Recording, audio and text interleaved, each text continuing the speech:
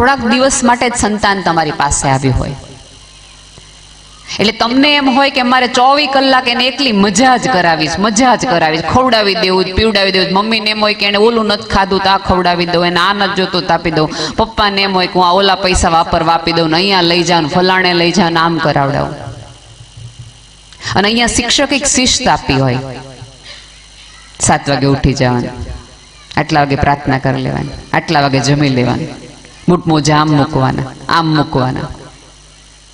એ છોકરો આવીને ધડાક દઈને ઘરમાં ગમે ત્યાં આમથી આમ બધું વસ્તુ મૂકે, તમે તરત જ આમ બિચારો હોસ્ટેલમાંથી આઉટ ને લાઈન હું કરી નાખું. ત્યાં તો એને કરવું જ પડે, લાઈ હું કરી નાખું. ચોક્કસ એક મા તરીકે તમને આવા ભાવ થાય હું સમજી શકું છું, પણ આમાં ભૂલ ક્યાં થાય છે ખબર છે બેટા બેનો, કે 3 દિવસ તમે એને આમ રાજકુંવરની જેમ હાચવો છો, એટલે ત્રીજે દિવસે હાંજે ઈશેરીમાં એના ભાઈબંધને કે આ હોસ્ટેલમાં કંટાળો આવે, બધું જાતે કરવું પડે, આ મમ્મી હોય તો કેવું સારું. પછી ધીમે ધીમે એ ભણવામાંથી રસ લેતો ઓછો થઈ જાય, કારણ કે એને એમ થાય કે મજા તો ઘરમાં છે સાહેબીની. પણ એ છોકરાઓને એ નથી ખબર કે હોસ્ટેલમાં આટલા દિવસ રહ્યો ને એટલે 3 દિનની સાહેબી મળે છે. લાડ પ્રેમ કરવાના જો, એ તમારું સંતાન છે, તમારું રૂવાડું છે, એટલે તમને થવો જ જોઈએ એવો ભાવ. પણ હંમેશા યાદ રાખો કે એવા લાડ પાર ક્યારેય પોતાના બાળકને ન કરવા કે જે એના ભવિષ્યને એના સ્વપ્નોમાં વચ્ચે આવતા હોય નહીં. ક્યારેક એવું બને કે અહીંયા સાહેબ એમ કીધું હોય કે 8 વાગે કે 9 વાગે સુઈ જવાનું છે, સાહેબ અમારે આમ કે છે. અને એક વસ્તુ યાદ રાખજો, અહીંયા જે સંચાલકો છે ને એની તો 3 ગણી જવાબદારી છે. કઈ? તો કે એને સંચાલકે થવાનું, એને શિક્ષકે થવાનું, અને પેરેલલ જ્યાં એને મા બાપની જરૂર હોય ત્યાં મા બાપ બન્યા રાખવાનું, ગુરુનું કર્યા રાખવાનું, રોકટોકે કર્યા રાખવાની. એટલે છોકરાઓને ક્યારેય ગમે નહીં, કારણ કે આ પેઢી એવી છે, આ ઉંમર એવી છે, આ વળાંક એવો છે કે રોકટોક ગમે જ નહીં. અને તમને ફોનમાં કીએ નામ કીએ એટલે તમે એવું બાયું ચડાવતા હોય. મારા છોકરાને તમારે કઈ કહેવાનું નથી થતું, ભલે ગમે એ કરે.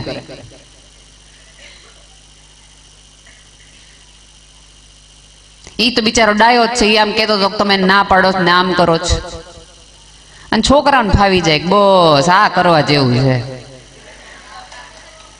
આ કરવા જેવું છે, સાહેબની ફરિયાદ કર્યા રાખો. જ્યારે તમારું બાળક આવી કોઈ ફરિયાદ લઈને તમારી પાસે આવે ને, ત્યારે પહેલું તો તમારે એમ કહેવાનું કે બેટા તારા સાહેબને અમારા કરતા તો વધુ જ ખબર પડે, એટલે ત્યાં બેઠા છે ને અમે અહીંયા બેઠા છે. અને તમને ખરેખર ફરિયાદ એવી લાગતી હોય કેવા જેવી, તો સાહેબને એકાંતમાં કયો, બાળકની હાજરીમાં નહીં.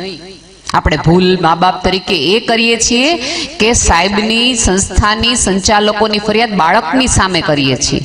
આમાં બાળકને જ સૌથી વધુ ગેરફાયદો છે, સંસ્થાને ગેરફાયદો નથી, તમને ગેરફાયદો નથી, બાળકને છે. કારણ કે એ તો નાનું છે, એને નથી ખબર કે આ મારા ભવિષ્યનું રોકાણ છે. પણ એક મા બાપ તરીકે આપણને ખબર હોવી જોઈએ. આપણે બધા નાનપણમાંથી મોટા થયા છે તો આપણને ખબર છે કે જે વ્યક્તિ ના પાડે ને એ આપણને ક્યારેય ન ગમે. તો ક્યારેય પણ આવી ફરિયાદો થાય, કશું પણ થાય, ત્યારે શિક્ષકને પર્સનલી મળો. અને બીજું કે આપણે ક્યારેક કેવું કરતા હોય છે, તમે અહીંયા ક્યારેક બાલ મંદિરની કેવી એવી સફર કરાવજો. આપણે તો ભારતીય સભ્યતા એટલી બધી સરસ છે કે આપણે વાર્તાઓમાં પણ ચાંદાને મામા કહીએ, કાગડાને ભાઈ કહીએ, ચકલી બેન કહીએ, ન્યાય આપણે તુકારા નથી દેતા. તો આપણા શિક્ષકને અહીંયા તમારા બાળકોને જે આટલા દિવસો રાખે છે, ભણાવે છે, એને ઘરે તમે તુકારે શું કામ બોલાવો? તારી બેનને શું ખબર પડે? હવે ભાડો તારો સાહેબ.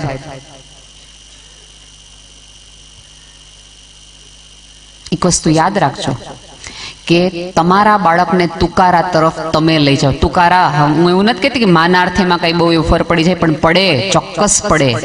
આજે એને તમે શિક્ષકને તુકારે કરતા શીખવાડો, 10 જ વર્ષ ખમી જાજો એ તમને તુકારા સુધી આવી જશે. કારણ કે સંસ્કાર મેં આપ્યા, એને ઘરે આપ્યા. તમારું બાળક ક્યારે પણ શિક્ષકને કે કોઈ પણને તુકારે કે તો તમારું વાલી તરીકેની ફરજ છે કે બેટા એને તમે કહીને બોલાવાય, એને ભાઈ કહીને બોલાવાય. લોકો અત્યારે એવી કરે છે એવી બધી વ્યાખ્યા કે એમાં કઈ તુકારી કહ્યું તો કઈ પ્રેમ ઓછો થઈ જાય. બધું પ્રેમનો સવાલ નથી, સન્માનનો સવાલ છે કે જેમાં માનાર્થ છે.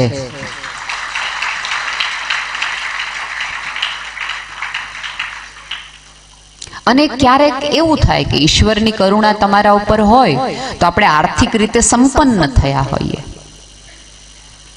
અને છોકરો ભણવામાં હોય એટલે આપણે પહેલું વહેલું કરીએ, હવે ભણ્યો કોનો ઉદ્ધાર થયો છે, અમે કમાણા જ જઈને. અને 4-5 ગામના આજુબાજુવાળા ઈશ્વરની ચોક્કસ કરુણા ભણ્યા ન હોય તોય પૈસા આર્થિક રીતે સંપન્ન થયા હોય, સત્તા થયા હોય, એટલે આપણે આપણા સંતાનોને જાણે અજાણે કેવો સંદેશો આપીએ કે સત્તાવાળું થવા માટે, સંપત્તિવાન થવા માટે ભણવાની કાંઈ જરૂર, જો આ ફલાણા ભાઈ નથી થયા. અને એમાં જાણે અજાણે આપણે બધા ધીરુભાઈ અંબાણીને આપણે ઓળખી એટલે આપણે કે ધીરુભાઈ અંબાણી કાંઈ ભણ્યો નહોતો તોય જો આખી દુનિયા હલાવેશ ને, હલાવી આખી દુનિયા હલાવી. પણ ધીરુભાઈ અંબાણીએ પોતાના બંને છોકરાઓને ઓક્સફોર્ડ ભણવા મોકલી દીધા. પોતે નહોતા ભણ્યા તો એમ કઈ જ હકમાં કે હું નથી ભણ્યો, મારે ક્યાં મારા છોકરાને ભણાવવાની જરૂર છે, ભાઈ હલાવશે આવડી મોટી રિલાયન્સ. પણ ના, ધીરુભાઈ અંબાણીને નો ભણ્યાનો અફસોસ ક્યારેક ને ક્યારેક એની કારકિર્દીમાં થયો હશે. એને 4 ભણેલાની મદદ લેવી પડી હશે ત્યારે એને ગાંઠ વાળી હશે કે આ ભૂલ હવે હું નહીં કરું, મારે મદદ માટે હું મારા સંતાનોને રાખીશ. તમે અત્યારે જે પણ કામ કરતા હોય, કન્સ્ટ્રક્શનમાં હોય, હું તો એમ માનું છું કે તમે ચાલો ડેરી ઉદ્યોગમાં છો, આપણે ત્યાં 50 ઘેટા છે, એનું દૂધ આપણે વેચીએ છીએ, અને તો આપણે એમ થાય કે આપણે તો આ જ કરાવવું છે ને આ જ કરવું છે. ચોક્કસ કરાવજો, હું જરાય સભ્યતામાં જે ચાલી આવતી પરંપરાઓની હું ક્યારેય વિરોધ નથી કરતી, પણ તમારું સંતાન ભણેલું હશે તો એ સાયન્ટિફિક થશે. આવતા ડેરીમાંથી ક્યાંક એના ભણતરનો લાભ તમારા બિઝનેસને મળશે. એટલા માટે તમારા સંતાનોને એવા દાખલા આપો કે જેનાથી એને ભણવામાં રસ પડે, ભણવામાંથી શ્રદ્ધા વહી જાય એવું નહીં. આપણે ક્યાંક ભૂલ એ કરી બેઠતા હોઈએ છીએ. અને પ્રમાણિકતાના ને એવા બધા આપણને ક્યારેક બોરિંગ લાગે પાઠ આપવા. શિક્ષક અહીંયા સવારે એમ કહેતો હોય કે બેટા સાચું બોલવું જોઈએ, પ્રમાણિક રહેવું જોઈએ, એવા સંસ્કાર આપતો હોય. અને આપણે બધા એની સામે જ દરેક મા બાપને કહું છું કે સંસ્કારો છે ને એ બોલીને, કહીને, મેણા ટોણા આપીને નહીં, પણ જીવીને બતાવવા જોઈએ. તમને જોઈને સંતાનને એમ થાય કે આમ કરાય ને આમ ન કરાય. પણ આપણાથી ભૂલ એ થઈ જતી હોય છે. કીધું બધું જ રાખવાનું હોય.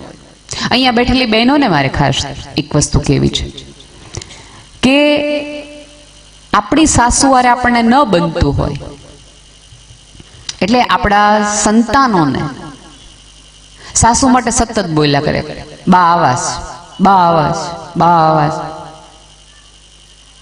બાળકો જન્મ્યા ન હોય અને તમારી સાસુએ તમારી સાસુ શું કર્યું એ તમે બાળકોને કહો.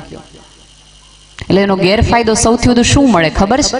બાળકને બાની દાદીના પ્રેમથી તમે વંચિત કરો છો. બાળક જ્યારે દાદી એને હૂંફથી, કેમ કે ચક્રવૃદ્ધિ વ્યાજ તો કેટલું વાલું હોય, એટલે જેવી બા બાજુમાં થાય ને એટલે છોકરાના મનમાં એમ થાય કે મારી મમ્મી આરામ કર્યું છે અને મારા બા આરામ કર્યું છે. અને આવતા દિવસોમાં પડઘા પડશે, તમારે એ જ ઝીલવાનું આવશે.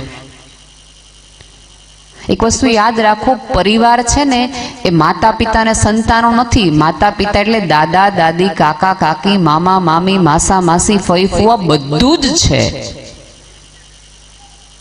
તમારા સંબંધો પ્રોબ્લેમેટિક હોય, તમારા સંબંધોમાં તમને ક્યાંક મુશ્કેલી પડી હોય, એનો અર્થ ક્યાંય એવો નથી કે તમારા સંતાનોને કાકાનો પ્રેમ ન મળવો જોઈએ, તમારા સંતાનોને દાદાનો લાભ ન મળવો જોઈએ.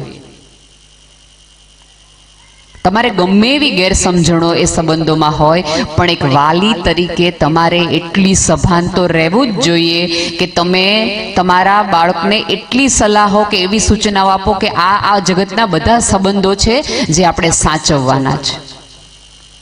તમે કાકા સાથે ખરાબ બિહેવિયર કરો અને પછી આવતા દિવસોમાં એવી અપેક્ષા રાખો કે મારા 2 દીકરાઓ આજીવન હારે રહે, તો એવું ન બને, એવું ન બને. અને ક્યાંક ને ક્યાંક આપણે 2 સંતાનો વચ્ચે હરીફાઈ નાખી દઈએ છીએ. એક બાળક હોય એને સારા માર્ક આવે, બીજા બાળકને ઓછા માર્ક આવે, અથવા એના તોફાન વધતે જ ઓછા હોય, એટલે આપણે સીધું આ ભાઈને જોયો, આ બેનને જોઈ કેટલા માર્ક લઈને આવે, ઈ કરે છે આમ, ઈ કરે છે આમ. એટલે જાણે અજાણે બાળકના મનમાં આપણે ઓલો ભાઈ ને બેન છે ને એમાં હરીફાઈ નાખી દઈએ. એટલે પછી જેમ જેમ એ મોટા થાય ને અને બધું પોતાના હાથમાં આવે ને ત્યારે એમ નક્કી કરે કે આની હારે મારે રહેવું જ નથી, આની હારે મારે બોલવાનું વ્યવહાર જ નથી રાખવા, નાનપણમાં ના હિસાબે મારે બહુ સહન કરવાનું આવ્યું છે.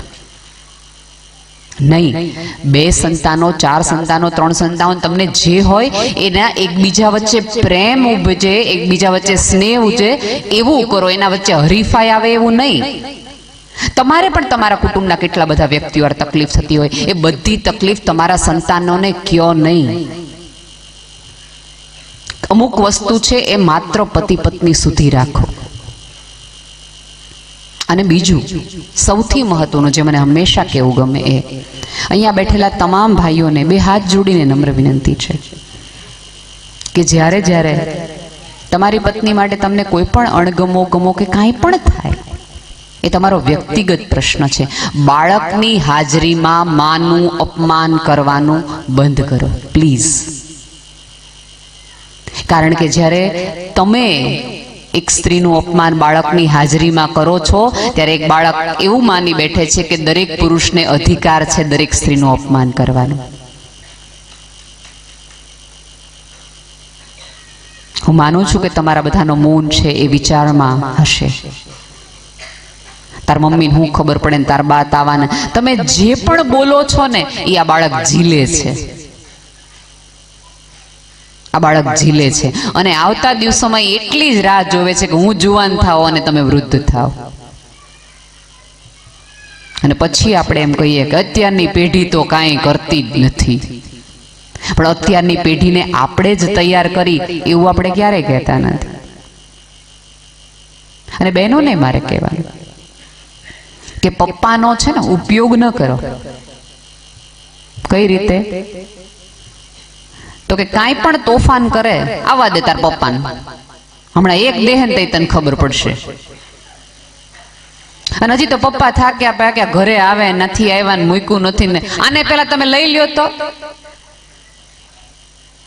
એટલે પપ્પાને આખા દિવસનો બીજો મગજનો થાક હોય ને બહારની એટલી માથાકોટ હોય ને સતત આપણે બોલ બોલ બોલ બોલ બોલ બોલ કરીએ એટલે પપ્પાને થાય પેલા એક લગાવી દઈ પછી કામ પતાવીએ. એટલે પપ્પા એ ફ્રસ્ટ્રેશનમાં એક લગાવે. એટલે બાળકના મનમાં એક એવી છાપ ઊભી થાય કે આ પપ્પા છે ને ખીજાવા સિવાય બીજું કાંઈ કરવાનું નથી. અને પપ્પા ખીજાય એટલે રોતું રોતું બાળક મા પાસે આવે અને મા છાનો રાખતું રાખતું મેં તને કીધું તું ને તાર પપ્પા ખીજાશે આવું કરમાં. એટલે બાળકના મનમાં એમ થાય કે મમ્મી કેટલી હારી છે. થાય આ પપ્પા તો ખીજાય રેડું જ નેખા રાખે છે.